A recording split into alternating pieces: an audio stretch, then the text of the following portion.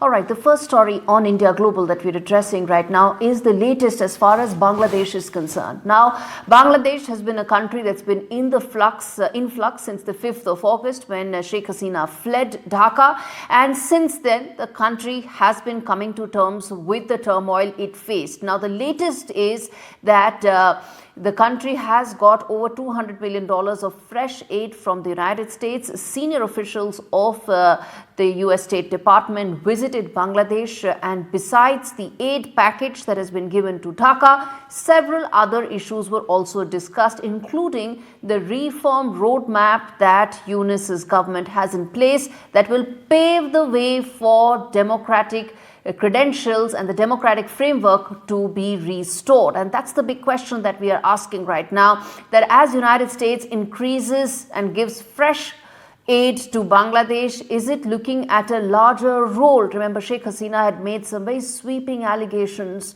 about 8 months back that there could be an alleged role of United States in that region. With US's fresh aid package, those allegations, do they need to be addressed? Is America looking to play a larger role? Remember, Mohammed Yunus also shares a good rapport with senior members of the United States administration. Where does this leave India? What is the US, India, Bangladesh equation set to be now? Is India also going to look to make fresh aid and line of credit offers and disbursements to Bangladesh? That's the big question that we will be discussing on India Global. But first up, let's get my colleague Mohammad Ghazali to fill us in with the very latest. Mohammad, appreciate you joining us to take us through what we can expect as far as the next course of action in Bangladesh is concerned. This meeting by the State Department officials is very crucial. New Delhi is keeping a very close watch on. Tell me, what are your sources telling you on this? See, this particular meeting was expected last week. The State Department had issued a statement that how a delegation from the United States will go to Bangladesh and will meet the higher functionaries there, including Mohammed Yunus, the chief advisor of the interim government there. And besides the aid package, though the State Department officials or the statement claim that perhaps this aid will bring inclusive to check the growth, declining growth there, and Bangladesh's economy had taken a hit after the Russia-Ukraine war started, and to just for the course correction, Mr. Yunus was asking for aid, and in a televised address last Tuesday also he had appealed for $5 billion aid. But when Bangladeshi experts were contacted, perhaps they thought that Bangladesh's interim the chief advisor of the interim government was only asking aid from the international organizations, and he didn't want a bilateral support. But US is stepping in with this aid is very significant because, as you rightly pointed out, just a couple of months ago when Sheikh Hasina was facing a lot of rebellion, she had hinted that perhaps there could be an involvement, or this entire rebellion could be engineered by one of the US State Department officials. That was a grave allegation.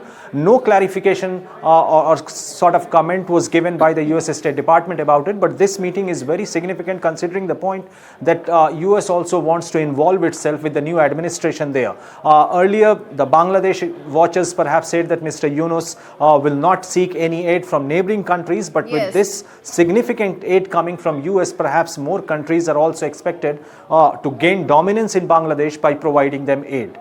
Absolutely. Mohammad Ghazali, appreciate you joining us on India Global this Monday evening. Let's open this up. Ayanjit Sen, international affairs expert with me on the show. We also have Dr. Ashikur Rahman, Principal Economist, Policy Research Institute of Bangladesh. Dr. Rahman, let me start with you, sir. As things stand, in the last 1 month, Dr. Mohammed Yunus, when he took over as the advisor, he mentioned that he was in favor of aid coming in from international agencies and not so much from bilateral aid arrangements. Why the change? And does this indicate a larger role for United States in the present dispensation? Thank you. Thank you for inviting me. I think this particular US aid, the pipeline was started in 2001. And $1 billion was committed under USAID program, out of which Bangladesh has already received $450 million. So the $202 million that has been promised under that pipeline is basically adding to that 450 that has already been received, and another 300 million that is owed under that pipeline. So it's, Bangladesh has a line of credit with India, and Bangladesh has a line of credit with China, and US aid also had a pipeline for last 5 years, 21 to 26. That's the pipeline. So yes, you're correct that fresh installments are coming in that from that pipeline, but the amount, as you see, it's only 200 million. It's a useful grant, but it's nothing fundamental. I think what Bangladesh, you have correctly pointed that the interim government has very close relationship with US. What Bangladesh needs, and I think we have discussed it in your show earlier, that is market access. Vietnam pays 5% tariff on RMG, while Bangladesh pays 17%. Okay. So what Bangladesh really needs from US is not charity, right. but the market access. We're going to come to that. We will come to that as well. But Ayanjit Sen, the question is, if America is looking, or is America looking to now play a larger role in a dispensation which it is now more favorably disposed to, as against the previous dispensation of Sheikh Hasina, which had also made some very, very serious allegations against a possible American role in that region? Well, yes, I think the American position definitely has changed. Vis-a-vis what was it during Sheikh Hasina's regime, and currently, for example, what happened today, the dispensation that they have given to the Bangladesh interim government. So that clearly, in a way, indicates the change in the American position.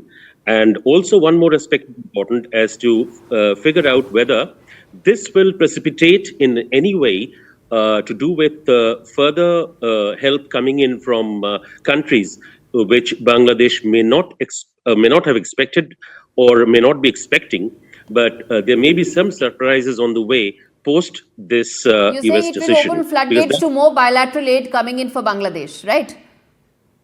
Yeah, that's something but that's which exactly I think what Mohammad Yunus said he did not want. But that's something which Mohammad Yunus can say he doesn't want it.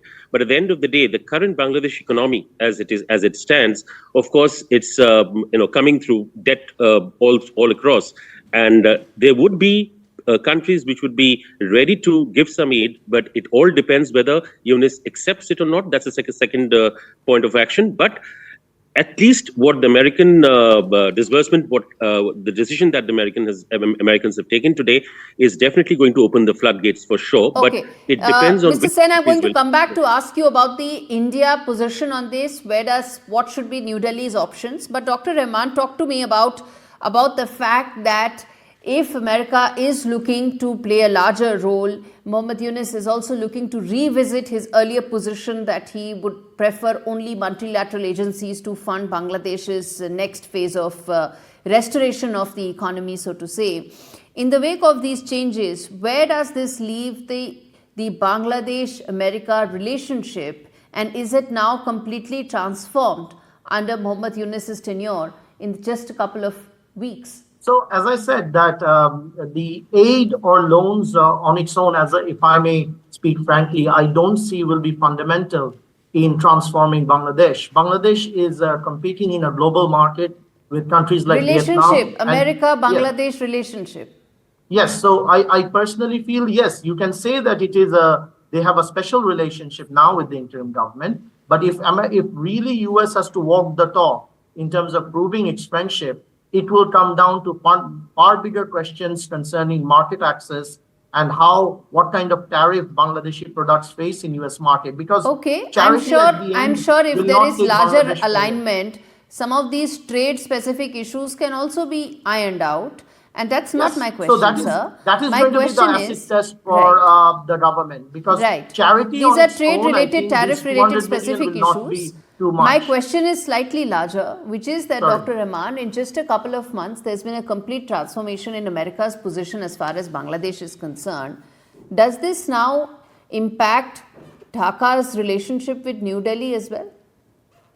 So I feel that there's that there has been tension cooking up in terms of how they see each other, but I don't feel in the larger spectrum, US, India, and Bangladesh can have a very adverse relationship, because at the end, if you look at the bipolar situation between China and US, India will Bangladesh. will have a very strong interest to maintain good relationships with India, because at the end, that's our largest neighbor. So I don't feel, yes, US has improved its relationship with Bangladesh, but I don't think that will come at the cost of India's relationship. It is uncertain at this point, but I Okay. think it will improve in the future. Ayanjit Sen, I'm running out of time, sir. Very quickly, what are New Delhi's options from here on, with America playing a much larger role in Bangladesh now? Well, I think it's a two-pronged thing. First of all, I would say it's a wait-and-watch policy that New Delhi has adopted, and that's something which will continue for some time, because they want to actually gauge the current situation and what it would lead to in the near future, first. And secondly, to do with the fact that whether US is given, that's another thing. But India has already played a pivotal role as far as giving aid to Bangladesh is concerned in the past, near past as well. And from that perspective, I think it will only grow better, but all depends on what Okay. steps Delhi takes, because All it's right. still a wait-and-watch policy. Yes, wait and watch policy, or some would even call it New Delhi's strategic patience, because it has been very patiently waiting for things to stabilize in Bangladesh before it takes the next course of action. Thank you so much, gentlemen, for taking out the time and joining me on India Global.